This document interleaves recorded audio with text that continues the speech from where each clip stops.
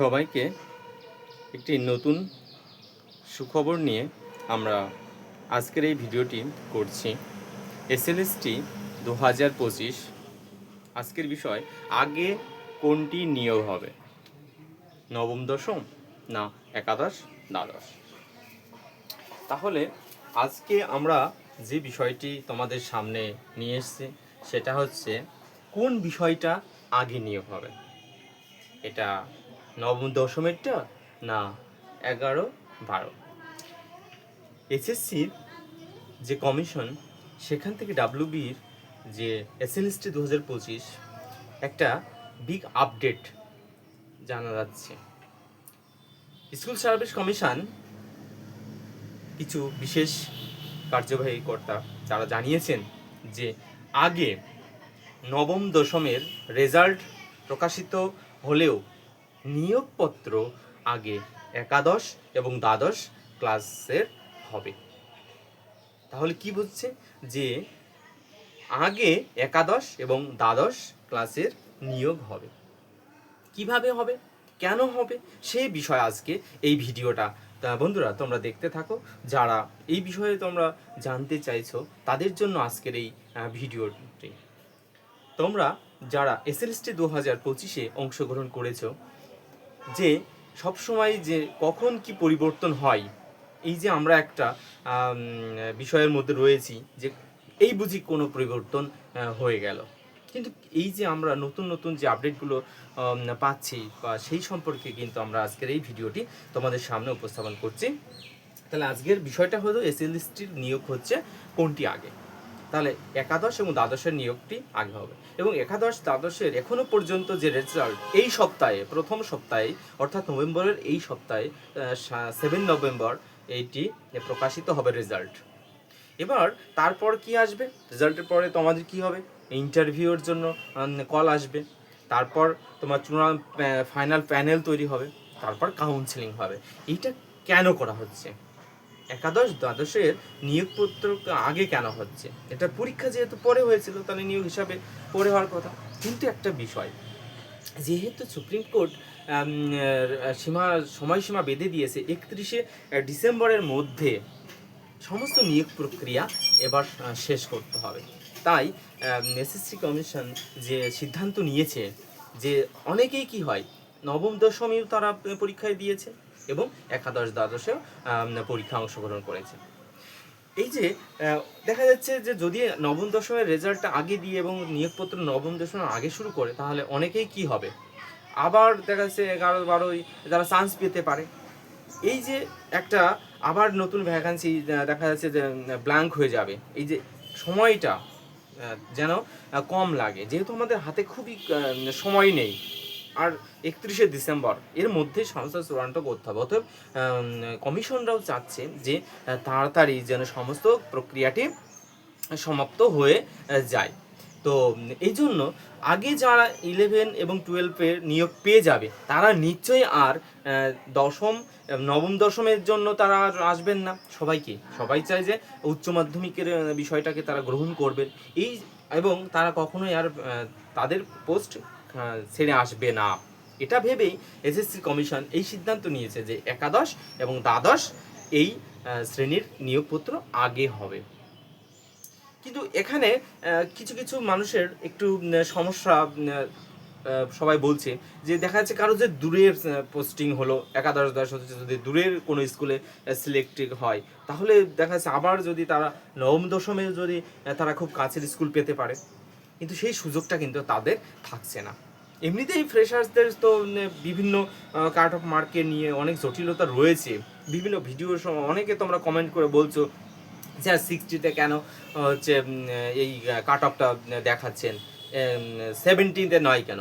কিন্তু আমি তাদের কাছে প্রশ্ন রাখছি, 70-তে কেন কাট অফ, 70-তে কেন, 80-তে নয় কেন, 80-তে কাট অফ নয় কেন? সবাই 70 করছে, এটা কেন 80-তে কাট অফ নয় কেন? আমার প্রশ্ন এখানে থেকে গেল, 80-তে কাট অফ নয় কেন, সবাই 70 ভাবছে কেন? তাহলে কি এডুকেশন সেটা কি কখনো আমরা অ্যাড করছি না? আমার এই কমেন্ট আগের ভিডিও তোমরা যদি দেখো এসএলএসটি কাট অফ নিয়ে যে ভিডিওগুলো আমি করেছিলাম, সেখানে সবার একই কমেন্ট যে 60তে কাট অফে আপনি দেখাচ্ছেন কেন, আপনি 70-র মধ্যে কেন কাট অফটা করছেন না। আমি বলবো 70 কেন, 80-র মধ্যে তো কাট অফটা করা যেত। এই যে বিষয় আজকের এই নবম দশমের যে বিষয়টা, তাহলে রেজাল্ট আমাদের 3 তারিখে, নবম দশমের রেজাল্ট 3 তারিখে প্রকাশিত হবে এবং নভেম্বরের 7 তারিখে এই সপ্তাহে এখনো পর্যন্ত কোনো নোটিফিকেশন মানে করা হয়নি, চেঞ্জ হয়নি, এখনো এই রেজাল্টটাই সম্ভাবনা রয়েছে। তোমরা যারা এই আপডেটটি জানলে তারা একটু ভালোই হবে তোমাদের সকলের জন্য। যারা একাদশ দ্বাদশ তারা পেয়ে যাবে, খুবই ভালো, আশা রাখি অনেকেই তোমরা পেয়ে যাবে। সকল মাস্টারমশাই যারা তাদের কর্মে আবার ফিরে পাবেন, আমি এটাই আশা রাখি। এবং যে ইন্টারভিউ প্রসেসিং চলবে, ডেমনস্ট্রেশন চলবে, তারও আমি কনসেপচুয়াল ভিডিও অবশ্যই করব। তোমরা যেহেতু চেয়েছো, অবশ্যই আমি সেই বিষয়গুলো তোমাদের সামনে উপস্থাপন করব। তা তোমরা যারা জানতে চেয়েছিলে যে কোন বিষয়টি নিয়োগ হবে, সেটি আমি আজকে এই ভিডিওর মাধ্যমে তোমাদের প্রকাশের চেষ্টা করলাম। এবং আরেকটা গুড নিউজ আসছে, সেটা হচ্ছে গ্রুপ সি এবং গ্রুপ ডির ফর্ম ফিল আপ 3 তারিখ থেকে শুরু হওয়ার সম্ভাবনা রয়েছে এবং আমি বলবো শুরু হবে। তাই তোমরা যারা form fill up group C এবং গ্রুপ ডির জন্য যারা প্রিপারেশন নিচ্ছ, তারা এখন চূড়ান্তভাবে প্রিপারেশন নেওয়ার সময় বেশি নেই। এরপরে আরও আপডেট আসবে, সিটেট রয়েছে, এরপরে আর তোমার হচ্ছে আপার প্রাইমারি দেখো মার্চের মধ্যেই 2026 মার্চের মধ্যেই কিন্তু পরীক্ষাটা নিতেই হবে। তাই তোমরা বসে না থেকে নিজেরা প্রিপারেশন করো। 2026 কিন্তু একটা বিরাট একটা বিস্তার জায়গা আসছে। চাকরি যাদের পাওয়ার ইচ্ছা বা প্রবল ইচ্ছা আছে তারা চাকরি পাবেই, এই আশা আমি মনে করি। তাই তোমরা বাড়িতে ঠিকঠাক করে একটু পড়াশুনো করো এবং কোনো হেল্প লাগে, বিভিন্ন ইউটিউবার রয়েছে, তোমাদের মাস্টারমশাই রয়েছেন, তাদের গাইডলাইন্স নাও। বা কোনো সমস্যা হলে যে সমস্ত ইউটিউবার রয়েছে, যারা মাস্টারমশাই রয়েছে, তাদের ধ্যান ধারণা, তাদের জ্ঞান অভিজ্ঞতা যে ভিডিওগুলো শেয়ার করছে, তোমরা সেগুলো দেখতে থাকো।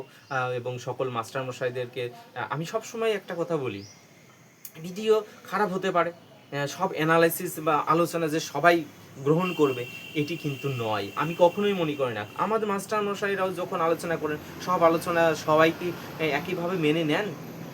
তেমনি আমিও মনে করি আমি যে কথাগুলো বলছি সবাই কিন্তু সেই আলোচনাগুলো যে একইভাবে মেনে নেবেন, আমিও এটা মনে করি না।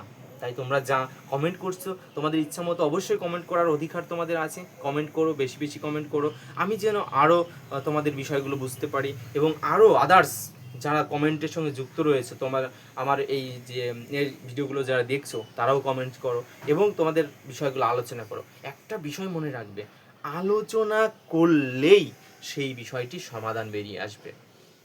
যত আলোচনা দেখবে সমস্যা সমাধানের পথ তত তাড়াতাড়ি হবে। তাই তোমরা নিজেরা আলোচনা করো এবং দেখো কোনো না কোনোভাবে আমরা সমাধানের পথে যাব। আমাদের উদ্দেশ্য তো শিক্ষার বিস্তার, তাই না? লড়াই তো করতেই হবে, কারণ যে সামাজিক পরিবেশ এসে গেছে, লড়াই ছাড়া কোনো কিছুই সম্ভব নয়। কিন্তু সেই লড়াই যেন আমরা কলমের মাধ্যমে, খাতা পেনের মাধ্যমে দিতে পারি, এটাই আমার আহ্বান রইল। প্রতিবাদ হোক, প্রতিবাদ হোক, সকল কিছু হোক, কমেন্ট হোক, লাইক হোক, শেয়ার হোক, বন্ধুদের সঙ্গে আলোচনা হোক, কথা বলার সুযোগ তো দিতে হবে। আমি সবাইকে আমার ভিডিওতে কমেন্ট করার অধিকার দিই, কোনো রেস্ট্রিকশন নাই, যার যা ইচ্ছা সে কমেন্টের মাধ্যমে তোমরা বলতে পারো বা আপনারা বলতে পারেন, কোনো লিমিটেশন নেই যে কমেন্ট করা যাবে না। আমি সেটা আমার সম্মানার্থে মনে করবো সেগুলো কমেন্টগুলো এসেছে। তোমরা যারা এই ভিডিওটি দেখলে তাদের কাছে অনুরোধ, তোমরা কিন্তু আর সময় নষ্ট করো না, সামনে অনেকগুলো সুযোগ রয়েছে। তাই এখন থেকেই নিয়মিত প্রিপারেশন নাও, যে বিষয়গুলো ফিল্ডে ছিলে একটু পড়াশুনো করো, দেখবে খুব ইজিলি। কারণ প্রশ্নপত্রের ধরন এখন আর কঠিন হওয়া সম্ভব নয়, কারণ যে একটা প্যাটার্ন চলে এসছে, এর থেকে বেরোনো কিন্তু অতি তাড়াতাড়ি সম্ভব নয়। যে বিষয়টা আজকে যে এসএলএসটির বিষয়টা নিয়ে যে এত চর্চিত, কারণ 2016 সালে সেই এসএলএসটিটা হয়েছে, আবার দেখো 2025-এ তাও কোর্টের মাধ্যমে হলো, যা কিন্তু একটা আমাদের শিক্ষা ব্যবস্থার একটা দুর্ভাগ্যই আমি মনে করি। তো আমার কাট অফ নিয়ে যাদের অনেক সমালোচনা ছিল, করেছো, আরও করো। আমি চাই রেজাল্টের পরে সে বিষয়গুলো আবার আমি নেক্সট ভিডিও আমার বিষয়গুলো বলবো। তোমরা সে পর্যন্ত আমার ভিডিও দেখতে থাকো, বা তোমাদের সকল যারা ইউটিউবার রয়েছে তাদেরকেও আমি বলবো বেশি বেশি করে এইসব নিউজগুলো বেশি প্রচার হোক, যেন সকল পরীক্ষার্থী বা চাকরি যারা করছেন বা করতে ইচ্ছুক তারা যেন দেখতে পান এবং সময় মতো তাদের ইচ্ছেগুলো করতে পারেন। ধন্যবাদ।